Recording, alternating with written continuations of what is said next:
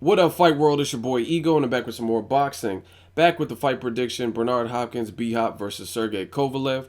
Now, I really didn't know which way I wanted to head in this fight because there are a lot of different variables. I'm going to talk about that in this video, and I can make a case for both fighters doing good or winning based on what I've seen in those variables. So, on this video, I'm going to freestyle it like I normally do and just gun it. I haven't really thought. I'm just going to go right off the top.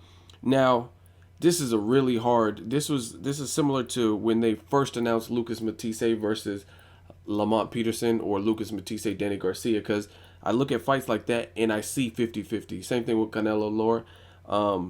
It's just a lot of different ways you can slice it. Both fighters in this have certain strengths and they have certain things that they still need to prove. For Bernard Hopkins, he has to prove at almost age 50, he still can do it. He can still evade and outslick. We know he's a wizard. We know he has a legendary resume and he's done great things in the sport of boxing. But can he withstand perhaps the most threatening puncher and relentless style like Kovalev at 49 years old?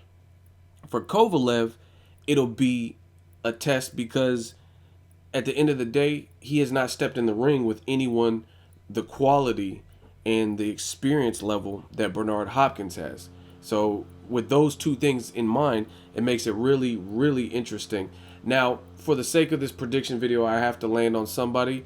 I'm going to go for a risk. This is against my own judgment, but I'm picking Sergey Kovalev, and I'll explain in this video why. If Bernard Hopkins can pull it off and win, I will love that just because I think it's good for boxing. I love to see underdogs do good. I don't know who is the actual underdog, but to me, he's kind of an underdog being in with the feared puncher at almost 50 years old. So I don't really know the betting odds or no shit like that. But to me, it will be amazing if he can win because, I mean, he's already a legend. And as far as I'm concerned, Bernard Hopkins can get knocked out in the first 40 seconds of round one, and I will still respect him. I respect him as a man for making this fucking fight and just making it happen because that alone is doing what some of these other fighters aren't doing. He is true indeed. He says, I come from an era where the best fought the best, and that's the mentality that we had. He's a Philly dude. He's tough. He's been to jail. He's bounced back. He took early L's like the Roy Jones Jr. first fight and found a way to reinvent himself. There's a good book you guys should read. It's called The 48 Laws of Power. And that's one of the laws. It's recreate yourself. Bernard Hopkins has done that. And just the longevity, you got to respect it. I respect pioneers. I respect people in this business especially who have the wherewithal to survive and stick around. You see guys way younger than Bernard Hopkins. I'm talking about way younger, like 20 years younger, like a Mike Alvarado, for instance. He was just undefeated maybe a couple years ago. And now people are saying he needs to retire, he's done, he's a bum, etc. And you got a guy who's 20 years older who's a champion and he's trying to unify. So I respect that through and throughout. There's nothing anyone can say. I also respect Sergey Kovalev for staying steadfast and sticking to his dreams. He came to America looking for a better life. He said on the 24/7 he contemplated giving up, saying, oh, maybe I go back to Russia and try something else because this ain't cutting it. I think they said he was getting, like, he had a fight in the States. He got $5,000. Now he's probably getting a mil or close to fight Bernard Hopkins, and it's a good opportunity for him. So I have a tremendous amount of respect for both fighters. They're both warriors just for signing up for this fight. And you got guys like Adonis Stevenson, who I like, but I told you guys from the gates, he ducked the whole situation. It didn't look like he wanted. He ran in the other direction, and he left a 50-year-old to do your dirty work. To me, Adonis Stevenson should have been fighting Kovalev before Hopkins, but Hopkins stepped up to the plate, so I give him nothing but respect. Like I said, if he got stopped in the first round, I would give Hopkins credit just for at least taking this test. No Rod Salka bullshit, none of this drug dealer versus Lamont Peterson, Santana bullshit. He's fighting a real test. The reason I'm picking Kovalev is youth is a part of it, and that could work against Kovalev just because Hopkins is crafty as fuck. Some people say he's dirty, but I look at it like this. I'm not saying I condone cheating, especially like loaded gloves and all that bullshit, but Hopkins does like any veteran. Floyd Mayweather, Amir Khan, Miguel Cotto, they all do subtle, sneaky, dirty, quote unquote, dirty tactics. It is what it is. Timothy Bradley does it too. You know what I'm saying? And that's just little subtle things. Like Bradley comes in with his head recklessly sometimes. I haven't really seen it in some of his recent fights, but some of his older stuff I've seen it. Miguel Cotto kind of leans on you and does things, uses his head, shit like that. Mayweather uses his forearms and elbows, you know what I mean, to create space. I seen like Danny Garcia, like in the Lucas Matisse fight when Lucas was like kind of tied up in the ropes, he hurried up and snuck that punch off. Just different things to rough people up, to get psychological edges. Bernard Hopkins does that. Andre Ward does it. Just little things. Amir Khan, I see him push off with his elbows when it gets uncomfortable on the inside. These are veteran fighters that have experience. Now, the whole thing with fighting dirty, so to speak, is it's the fight game. It's the hurt business. Fuck it. It's like Mike Tyson said, we're gonna fight anyway. What does it matter? Like, it's the fight.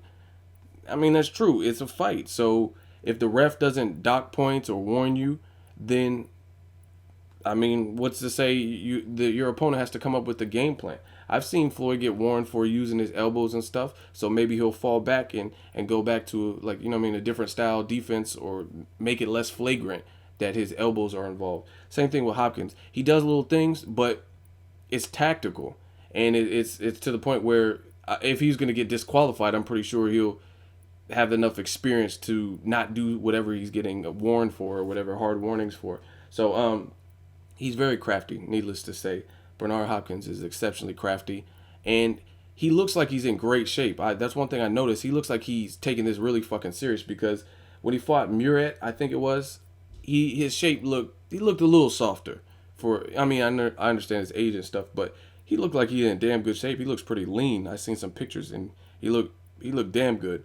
Same thing with Kovalev. Kovalev looks like a little bit smaller, not as rounded as Kovalev normally looks. So I think these guys are really taking it serious, and they're really trying to put on a show. And it's going to be interesting. But I'm picking Kovalev. I think he's a very, very underrated boxing. His boxing skills are underrated. People just know the power. But I see him use composure. I see him use patience. And another thing, a great tool that Kovalev has is he has good body work. And people don't give him credit for it. I don't know why. But he has some vicious body punches. I think I've even seen him do the jab to the body and just land some. He's already a power puncher. Now, where this could come into play is a fucking 50-year-old. No matter how great of shape, like I just told you, Bernard Hopkins is in shape. No matter how great of shape you are in, if someone goes to the body, in my opinion, that's probably one of the quickest ways a fighter could make you feel every bit of your age, by going to the body. So if he sustains a stern body attack, that's going to be really hard for Bernard Hopkins. Other thing Kovalev needs to do is have just a crisp jab. And Kovalev can't let Bernard Hopkins dictate the pace. He can't let Hopkins get inside of his head. He can't become overwhelmed or frustrated in the moment. So, I mean, it's a damn good fight. If Bernard Hopkins were to win, I would give him all the credit in the world. Whoever wins gets all the credit in the world to me, put it that way, because this is a great fucking fight, and props to the winner. So if Hopkins, it's weird. If Hopkins wins, I'll be surprised, just based on the fact that he's creating history each time he fights, and he's fucking 50-year-old going in against a dangerous puncher. And if he schools him, I'm going to be surprised. But I'm also not going to be surprised, because he's that good. And I realize and respect what he brings to the table. So I don't necessarily see a shutout or anything like that. I think it's going to be competitive. Kovalev really has to fight the perfect game plan. You know what I'm saying? He has to not let Hopkins get into his head, start taunting him and sticking his tongue out and shit he does. If he does that, it's a wrap. The game's, you know what I mean, game over. You might as well take the cartridge out. But if he fights smart, doesn't do anything reckless, cuts off the ring like he's done in the past, I think overall, over the course of the fight, it's just going to be a bit too much. Bernard Hopkins is tough. Like I said, he's from Philly. He's a tough guy. So I'm going to say some kind of decision, maybe even with a knockdown. But I don't really see Kovalev necessarily like stopping him in a devastating fashion, like how Pacquiao got knocked out in the Marquez fight or anything like that. I'd be surprised if he stopped him like that. But I think once Bernard Hopkins, I don't know. I just feel like he might feel he's a little bit in over his head once he starts once some of that thunder starts landing. If Kovalev attacks him the right way. You know what I'm saying? And that's the big if. That's what's making it really intriguing. Does Kovalev have it in him, have the wherewithal to make those things happen and get those punches off? But I think Kovalev is underrated in his ability to box. I'm not saying he's Muhammad Ali with the slickness. I'm not saying he's Rigondeaux or Mayweather in terms of you know what I mean, being a technical, clinical boxer. However, you got guys who have power and they get labeled as power, like, you know what I mean, power punchers. Mike Tyson, perfect example. Yes, the motherfucker had devastating power, but he also had some finesse. He had defense. I've seen him use his head, movement, swift, peekaboo style. He got leverage on his shot, torque. You know what I mean? He did different things, moved his feet, cut off the ring on you. And I think Kovalev, I'm not comparing him to Tyson, so don't leave no dumbass comments. I think Kovalev has more boxing ability than people give him credit for. That's what I'm trying to say. I think he's better at boxing than people think. People think he's the Ruslan Provodnikov of the 175-pound division. I personally don't agree with that. I think Ruslan is a good fighter and he has great power, but he's also more limited in the skill department. And then, like I said, the Kovalev fight, I've seen a lot of fights where he had to put things together. Like the Cedric Agnew, he looked like tracking Agnew down. Agnew was tough, but he found a way to get it done. You know what I'm saying? And then the Blake Caparello or whatever fight, he got knocked down. So it's a good fight, man, because Bernard Hopkins has sneaky power. I'm not saying he's a knockout artist or anything like that, but he has sneaky power, and that was present and evident in the Shumanov fight. He caught him, and then Shumanov dropped to the ground. Now, it's not necessarily enough to make you stay down with the one shot, but all that's a mental edge for Bernard Hopkins if anything like that happens. In the Blake Caparello fight, didn't really matter because Blake didn't have what it took to keep it going, keep the momentum. All Kovalev had to do was step it up a notch and really put a hurting on him, and then the fight was stopped, I think, in the next round after he got knocked down. So Hopkins, he's a different animal. Props to the winner. I'm picking Kovalev via unanimous decision, maybe even a majority decision. I think it's that type of fight, and I'm looking for good action. You know what I mean? A good fireworks. Bernard Hopkins is tough, so like I said, I wouldn't be surprised if you watch the Murat fight. He was talking to the fucking corner. He was talking to Murat's corner, swinging, and then looking away and taunting. I mean, the dude's crazy. He's incredible. So, hate to pick against and go against the grain, but on my channel, I like to take a couple gambles, and I have to be honest, and based on what I've seen and the age difference and stuff like that, I don't know. I'm leaning towards Kovalev, but it's ever so slightly. And Bernard Hopkins is definitely live in the fight. He definitely has a chance to win, especially if he does the things that I said, gets the mental edge early, things like that. But if you watch just what I've seen recently, Bernard Hopkins, he was schooling Tavoris Cloud, and then Tavoris Cloud started getting like mad and frustrated, and Tavoris Cloud, I believe, in that fight started looking better in the second half. And Cloud is very limited. You know what I'm saying? I think Kovalev is 10 times better than Tavoris Cloud. Tavoris Cloud is very, like, he's very stationary and flat-footed and stuff. I think Kovalev is a bit better at everything than Tavoris Cloud. You watch the Murat fight. Murat was landing a couple shots on B-Hop.